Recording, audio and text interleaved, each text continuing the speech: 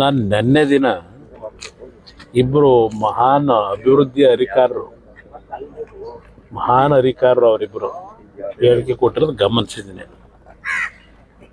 Nice ರಸ್ತೆಯ toll ವಿಷಯದಲ್ಲಿ ಎಂಥದೋ ಬೃಂದಾವನ ಏನೇನು ಹೇಳ್ಕೊಂಡವ್ರೆ. ನಾವು ಯಾವ ಬೃಂದಾವನಕ್ಕೂ ಕೈ ಮುಗಿತೀವಿ, ಅದು ಬೇರೆ ಬೃಂದಾವನ. ಅವ್ರದ್ದು ಇದೆಯಲ್ಲ ಬೃಂದಾವನಗಳು, ದಿನ ಸೂಟ್ಕೇಸ್ ಇಟ್ಕೊಂಬರೋರನ್ನ ಎಲ್ಲೆಲ್ಲಿ ಭೂಮಿ ಸಿಗ್ತದೆ ಅಂತ ಹೇಳಿ ಲಪಟಾಯಿಸ್ತಕ್ಕಂಥ ಕೆಲಸ ಮಾಡ್ತಕ್ಕಂಥ ಬೃಂದಾವನ ಕಟ್ಟಿಲ್ಲ ನಾವು.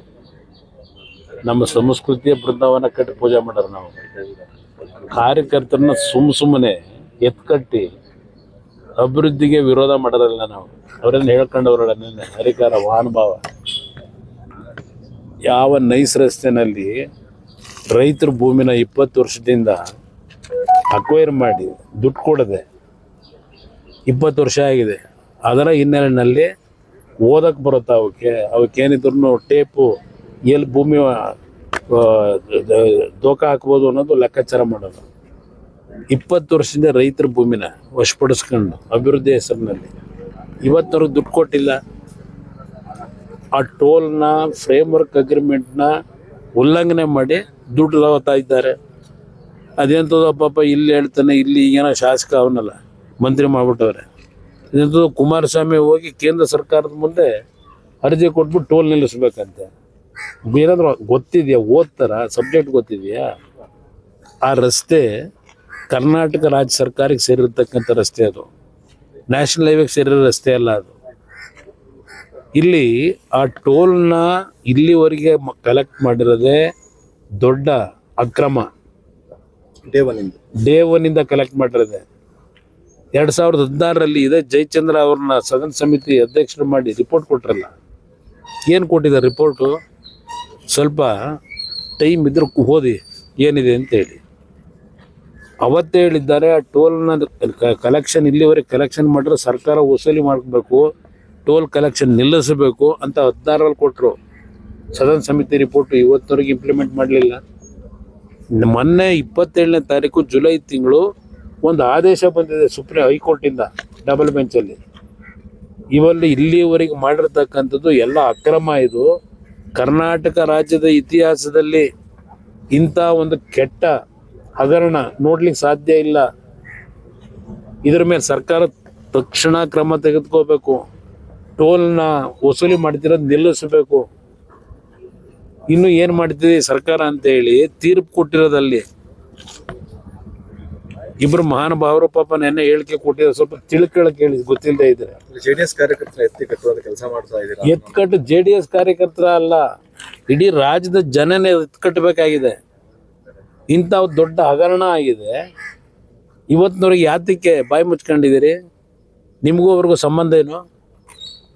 ನಾವಿರೋದು ಈ ರಾಜ್ಯದಲ್ಲಿ, ಜನ ನಮ್ಮನ್ನು ಆಯ್ಕೆ ಮಾಡಿರೋದು, ಈ ಶಕ್ತಿ ಕೊಟ್ಟಿರೋದು, ರಾಜ್ಯದಲ್ಲಿ ಯಾವೊಂದು ದುರಾಡಳಿತ ನಡೀತದೆ, ಯಾವ ರೈತರ ಭೂಮಿನ ಲಪಟಾಯಿಸ್ತಕ್ಕಂಥ ಕೆಲಸ ಯೋಜನೆ ಹೆಸರಲ್ಲಿ ಮಾಡ್ತಾರೆ, ಅದಕ್ಕೆ ಧ್ವನಿ ಎತ್ತಿ ರೈತರ ಪರವಾಗಿ ನಿಲ್ಲೋದಕ್ಕೆ ನಮ್ಮನ್ನು ಜನ ಶಕ್ತಿ ಕೊಟ್ಟಿರೋದು.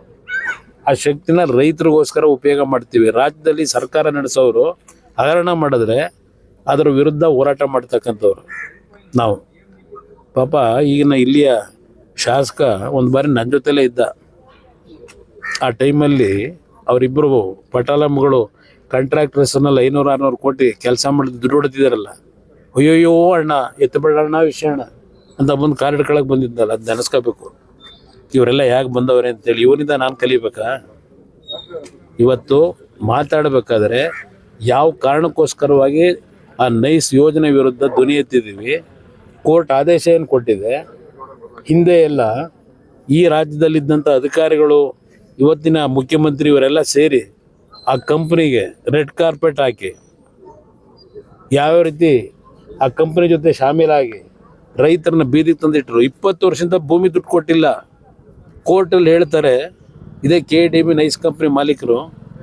ಈ KDB ಆ್ಯಕ್ಟ್ ಇರೋದೇ ಏನು ನಾವು ಭೂಮಿನ ಅಕ್ವೈರ್ ಮಾಡಿದ ತಕ್ಷಣ ದುಡ್ಡು ಕೊಡಬೇಕು ಅಂತ ಇಲ್ಲ. ಯಾವಾಗ ನಮ್ಮ ಕೈಲಾಗುತ್ತೋ ಕೊಡ್ತೀವಿ. ಅಲ್ಲಿವರೆಗೆ ರೈತರು ಕಾಯಬೇಕು ಅಂದರೆ ಇವತ್ತು ಏನಾಗಬೇಕು? ನಿವೇಶನಗಳು ಕೂಡ ಕೊಟ್ಟಿಲ್ಲ ಸರ್. ನಿವೇಶನ 4,000 ಕುಟುಂಬಕ್ಕೆ ನಿವೇಶನ ಕೊಡ್ತೀವಿ ಅಂತೇಳಿ ನಿವೇಶನ ಕೊಡಲಿಲ್ಲ. ಇದೆಲ್ಲ ನೋಡೇ ನಾನು ಧ್ವನಿ ಎತ್ತಿದ್ದೀನಪ್ಪ. ನಾನು ಅಭಿವೃದ್ಧಿಗೆ ಕುಂಠಿತ ಕೊಡಬೇಕು ಅಂತಕ್ಕಂಥದ್ದಕ್ಕೆ ನಾನು ಧ್ವನಿ ಎತ್ತಿಲ್ಲ. 27 ವರ್ಷ ಆಯಿತು. ಇನ್ನು ಎಷ್ಟು ವರ್ಷ ಬೇಕು ಬೆಂಗಳೂರು ಮೈಸೂರು ರಸ್ತೆ ಮಾಡೋಕ್ಕೆ? ಈಗಾಗಲೇ ನ್ಯಾಷನಲ್ ಹೈವೇ ಮಾಡೋರಲ್ಲ. ಈ ರಸ್ತೆ ಎಷ್ಟು ವರ್ಷದಲ್ಲಿ ಮಾಡಿದ್ರಿ? ಈಗ ಬೆಂಗಳೂರು ಟು ಮೈಸೂರು ಈಗ ರಸ್ತೆ ಆಗಿದೆ. ಇವರು 95ನೇ ಇಸ್ವಿ ಅದು ಮಾಡೋಕ್ಕೂ ಕಾರಣ ಮಾಯಗಾನಹಳ್ಳಿ ಹತ್ರ 84ನೇ ಇಸ್ವಿನಲ್ಲಿ ಯಾವೊಂದು ಮಕ್ಕಳು ಬಸ್ ಆಕ್ಸಿಡೆಂಟ್ ಆಗಿ 8 ಮಕ್ಕಳು ತೀರ್ಕೊಂಡು ಹೋದ್ರಲ್ಲಿ. ಆ ಹಿನ್ನೆಲೆಯಲ್ಲಿ ದೇವೇಗೌಡರು ಈ ರಸ್ತೆ ಒಂದು ದೊಡ್ಡ ರಸ್ತೆ ಆಗಬೇಕು ಅಂತ ತೀರ್ಮಾನ ತಗೊಂಡಿದ್ದು, ಜನಕ್ಕೆ ಒಳ್ಳೇದು ಮಾಡಬೇಕು ಅಂತ ಹೇಳಿ. ಆಮೇಲೆ ಬಂದಂತ ನೀವೇನು ಮಾಡ್ತಾ ಹೋದ್ರಿ? ಆ BMICP ಅಧ್ಯಕ್ಷನೇ ಈಗಿನ ಮುಖ್ಯಮಂತ್ರಿ ಆಗ 20,000 ಎಕರೆಗೆ 1,75,000 ಎಕರೆ ಅಕ್ವೈರ್ ಮಾಡಿ ಪ್ರತಿಯೊಂದಕ್ಕೂ ರೈತರು ಅಲ್ಲಿ ಹೋಗಿ ಅರ್ಜಿ ಹಾಕೊಂಡು ನಿಂತ್ಕೋಬೇಕಾಗಿತ್ತು. ಇದೆಲ್ಲ ಮಾಡಿದಾರ್ಯಾರಪ್ಪ? ದೇವೇಗೌಡರು ಮಾಡಿ ಅಂತ ಹೇಳಿದ್ರ? ಇದು ಬೇಕಾದಷ್ಟು ಚರ್ಚೆ ಮಾಡಬೇಕು ಅಂದ್ರೆ ವಿಷಯಗಳಿದೆ. ಇವ್ರು ಏನೇನು ಮಾಡಿದ್ದಾರೆ ಇವತ್ತು ಅಭಿವೃದ್ಧಿ ಹೆಸರಿನಲ್ಲಿ, ಅದಕ್ಕೆ ಧ್ವನಿ ಎತ್ತಲಿಕ್ಕೆ ಯಾರ ಕೈಲೂ ಸಾಧ್ಯ ಇಲ್ಲ. ಜನ ನಮಗೆ ಶಕ್ತಿ ಕೊಟ್ಟವ್ರೆ, ಆ ಶಕ್ತಿ ಜನಕ್ಕೋಸ್ಕರ ಧ್ವನಿ ಎತ್ತಿದ್ದೀವಿ. ಎಲ್ಲಿ ಯಾವ ಪಾಪದೊಳೆ? ಕೊಳೆನ? ಎಲ್ಲಿ ಕೊಳೆ ಇದೆ? ಎಲ್ಲಿದೆ ಕೊಳೆ? ಹೆಂಗಿದ್ದು ನಾವು ರಾಮನಗರಕ್ಕೆ ಬಂದಾಗ ಕನಕಪುರ ಇತ್ತಲ್ಲ, ಕನಕಪುರ ತಾನೇ ಆಗಿತ್ತು. ಬೀದಿ ಕಂಬಿ ಇರಲಿಲ್ಲ, ಲೈಟ್ ಇರಲಿಲ್ಲ ಕನಕಪುರದಲ್ಲಿ. ವಿದ್ಯುತ್ ಶಕ್ತಿ ಕನೆಕ್ಷನ್ ಕೊಡಿಸೋದು ದೇವೇಗೌಡರು. ಇವರೆಲ್ಲಿದ್ರು? ಆಗ ಅಲ್ಲಿ ಕೊತ್ವಾಲನಿಗೆ ಎಂಡ ಕೊಡೋ ಬಾಟ್ಲು ಹೊಡ್ಕೊಂಡು ಕೂತಿದ್ರು. ದೇವೇಗೌಡರು ಕೆಲಸ ಮಾಡೋದು. ಆ ಕೊಳೆ ತೊಳಿಬೇಕಾಗಿದ ಟೌನ್ಶಿಪ್ ವಿಚಾರವಾಗಿ ಅಧಿವೇಶನದಲ್ಲಿ ಚರ್ಚೆ ಮಾಡ್ತೀವಿ ಅನ್ನುವಂತ ಮಾತನ್ನ ಬಿಜೆಪಿ ನಾಯಕರು ನೋಡಿ. ಈಗ ನಾನು ಏನು ಆಯ್ತಪ್ಪ, ಚರ್ಚೆನೂ ಬೇಡ, ಏನೋ ಬೇಡ. ಈಗ ಅದೆಂಥದೊಂದು ಕಮಿಟಿ ಮಾಡೋರಲ್ವಾ, ಯಾರೋ ಒಬ್ಬರನ್ನ ನಿವೃತ್ತ ನ್ಯಾಯಾಧೀಶರದು ಒಂದು ಕಮಿಟಿ ಮಾಡವ್ರೆ. ಅದಕ್ಕೆ 3 ಜನ ಸರ್ಕಾರದ ಅಧಿಕಾರಿಗಳನ್ನು, ನಿವೃತ್ತ ಅಧಿಕಾರಿಗಳನ್ನೇ ನೇಮಕ ಮಾಡವ್ರೆ. ಮೊನ್ನೆ ಸಚಿವ ಸಂಪುಟದಲ್ಲಿ ಒಂದು ತೀರ್ಮಾನ ತಗೊಂಡು ಒಂದು ಕಮಿಟಿ ಮಾಡೋರಲ್ಲಪ್ಪ. ಆ ಒಂದು ಕಮಿಟಿಯ ನಾಯಕತ್ವ ಯಾರು ಕೊಟ್ಟವ್ರೆ? ಒಬ್ಬರು ನಿವೃತ್ತ ನ್ಯಾಯಾಧೀಶರಿಗೆ. ಆ ನ್ಯಾಯಾಧೀಶರು ಏನು ಒಂದು ತೀರ್ಪು ಕೊಟ್ಟರು ಹಿಂದೆ ನ್ಯಾಯಾಧೀಶರಿದ್ದಾಗ. ಯಾವೊಂದು ಈಗಲ್ ಟೌನ್ ಏನಿದೆ ಬಿಡದಿ ಹತ್ರ, ಅಲ್ಲಿ 70 ಎಕರೆ ಖರಾಬ್ ಭೂಮಿ ಆ ಒಂದು ಈಗಲ್ ಟೌನ್ನ ರಚನೆ ಆಗಬೇಕಾದ್ರೆ ಇತ್ತು ಅಂತಕ್ಕಂಥ ಹಿನ್ನೆಲೆ ಒಳಗೆ ಒಂದು ಅಂತಿಮವಾದ ನಿರ್ಣಯ, ಇದೇ ಶಿವಕುಮಾರ್ ಅವ್ರ ಮಂತ್ರಿಗಳಾಗಿ ಒಂದು ನಿರ್ಣಯ ಕೊಡಿಸೋರು ಕ್ಯಾಬಿನೆಟ್ನಲ್ಲಿ. ಎಕರೆಗೆ 12 ಕೋಟಿ ಫಿಕ್ಸ್ ಮಾಡಿದ್ರು ಅವನಿಗೆ ಕಟ್ಟು ಅಂತ ಹೇಳಿ ಆ ಈಗಲ್ ಟೌನ್ನ ಮಾಲೀಕನಿಗೆ. ಅದು 940 ಕೋಟಿ 70 ಎಕರೆಗೆ. ಅದನ್ನು ಹೈಕೋರ್ಟ್ನಲ್ಲಿ ಹೋದಾಗ ಅಲ್ಲಿ ಈಗಿನ ಏನೊಂದು ಪರಿಶೀಲನೆ ಮಾಡಿ ರೈತರುಗಳನ್ನ ಭೇಟಿ ಮಾಡಿ ಎಲ್ಲ ಒಂದು ವರದಿ ಕೂಡ ಕೇಳೋರಲ್ಲ ಈಗಿನ ಆ ನ್ಯಾಯಾಧೀಶರು. ಅವತ್ತು ಅವ್ರು ಏನು ಹೇಳಿದ್ರು, ಎಕರೆಗೆ 12 ಕೋಟಿ ಸರ್ಕಾರ ಏನು ಫಿಕ್ಸ್ ಮಾಡಿತ್ತು ಆ ತೀರ್ಮಾನನ ಎತ್ತಿಡಿದ್ರು. ಈಗ ಆ ನ್ಯಾಯಾಧೀಶರಿಗೆ ನಾನು ಕೇಳೋದು ಇಷ್ಟೇ, ಪಾಪ ಈಗ ನಿಮ್ಮ ಅಧ್ಯಕ್ಷತೆಯಲ್ಲಿ ಮಾಡೋರಲ್ಲಪ್ಪ, 10 ವರ್ಷದಿಂದ ಆ ಒಂದು ಈಗೇನು ಟೌನ್ಶಿಪ್ ಮಾಡೋದಕ್ಕೆ ರೈತರ ಭೂಮಿ ತಗೊಡಿಯಕ್ಕೆ ಹೋಗೋರಲ್ಲ, ಅವತ್ತು 10 ವರ್ಷದಿಂದ 12 ಕೋಟಿ ಫಿಕ್ಸ್ ಮಾಡಿದ್ರಲ್ಲ.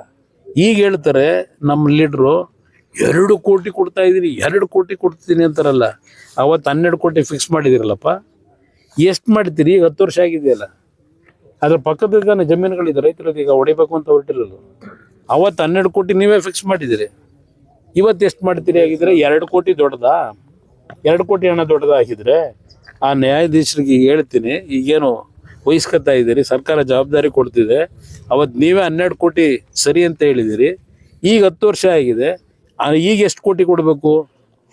ಸ್ವಲ್ಪ ಕೊಟ್ಬಿಟ್ರೆ ನಮ್ಮ ರೈತರ ಪರವಾಗಿ ನಿಮ್ಗೆ ನಮಸ್ಕಾರ ಮಾಡ್ತೀನಿ. Sir, D K Shivakumar CM ಆಗಿ ಸಹಿಸ್ಕೊಳಕ್ಕಾಗ್ತಿಲ್ಲ ಅನ್ನೋಂತ ಯಾಕೆ ನನಗೆ ಈಗ ನೋಡಿ, ಈ ರಾಜ್ಯದಲ್ಲಿ ಎಷ್ಟು ಜನ ಮುಖ್ಯಮಂತ್ರಿಗಳಾಗಿ ಬಂದೋದ್ರು? ಅದೇನು ಮುಖ್ಯಮಂತ್ರಿ 2 ಕೊಂಬು ಐತಾ? ನಾನು 2 ಬಾರಿ ಮುಖ್ಯಮಂತ್ರಿಯಾಗಿ ಕೆಲಸ ಮಾಡಿದ್ದೀನಪ್ಪ. ಅದೇನು ದೊಡ್ಡ ವಿಷಯ? ಅದೇನು ಶಾಶ್ವತವಾದ ಜಾಗ? ಯಾತಿಗೆ ನಾನು ಹೊಟ್ಟೆ ಉರಿ ಪಡ್ಕೊಳ್ಳಿ? ಅದ್ರಿಂದ ಏನಾಗುತ್ತೆ ನನಗೆ?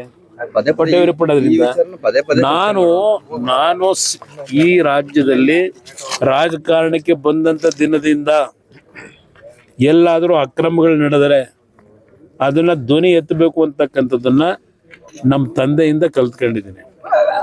ಇವತ್ತು ಈ ರಾಜ್ಯದಲ್ಲಿ ಅಕ್ರಮಗಳು ನಡೆದಂಥ ಸಂದರ್ಭದಲ್ಲಿ ಯಾರ್ಯಾರು ಯಾವ್ಯಾವ ಥರ ನಡ್ಕೊಂಡಿದ್ದೀರಿ, ಯಾರ್ಯಾರು ಯಾವ್ಯಾವ ರೀತಿಯಲ್ಲಿ ಅವಕ್ಕೆಲ್ಲ ಬೆಂಬಲ ಕೊಟ್ಟಿದ್ದೀರಿ, ಇವತ್ತು ನಾನು ಧ್ವನಿ ಎತ್ತಿದ್ರೆ ನಿಮ್ಗೆ ಹೊಟ್ಟೆ ನೋವು ಬಂದ್ರೆ ನಾನೇನು ಮಾಡಲಿ? ಕೇಂದ್ರದಲ್ಲಿ ಕೆಲಸ ಮಾಡಕ್ಕೆ ಕಳ್ಸಿದ್ರೆ ಇಲ್ಲಿ ಬಿಡದಿಲ್ ಬಂದು ಕುತ್ಕೊಂಡು ಮಾತಾಡ್ತಿದ್ದಾರೆ. ಕೇಂದ್ರದಲ್ಲಿ ಕೆಲಸ ಹೇಗೆ ಮಾಡಬೇಕು ಅನ್ನೋದು ಇವರಿಂದ ಕಲಿಬೇಕಾಗಿಲ್ಲ. ನಾನು ಏನು ಮಾಡಬೇಕು ಅನ್ನೋದು ಕಲ್ತಿದ್ದೀನಿ. ಇಡೀ ದೇಶದಲ್ಲಿ ಮಾತಾಡ್ತಾರೆ ಕುಮಾರಸ್ವಾಮಿ ಏನು ಮಾಡವನೆ ಅಂತ ಹೇಳಿ. ಅಲ್ಲಿ ಹೋಗಿ ಆಂಧ್ರದಲ್ಲಿ ಕೇಳಿ, ವಿಶಾಖಪಟ್ಟಣದಲ್ಲಿ ಕುಮಾರಸ್ವಾಮಿ ಕಟ್ಔಟ್ರಿಗೆ ಹಾಲು ಹಾಕ್ತಾರೆ, ಅಭಿಷೇಕ ಮಾಡ್ತಾರೆ. ಇದು ಮಾಡಿರೋ ಕುಮಾರಸ್ವಾಮಿ ಕೆಲಸ ನಿನ್ನಿಂದ ಕಲ್ತ್ಕೋಬೇಕಪ್ಪ, ಯಾವ ರೀತಿ ಕೆಲಸ ಮಾಡಬೇಕು ಅಂತ ಹೇಳಿ.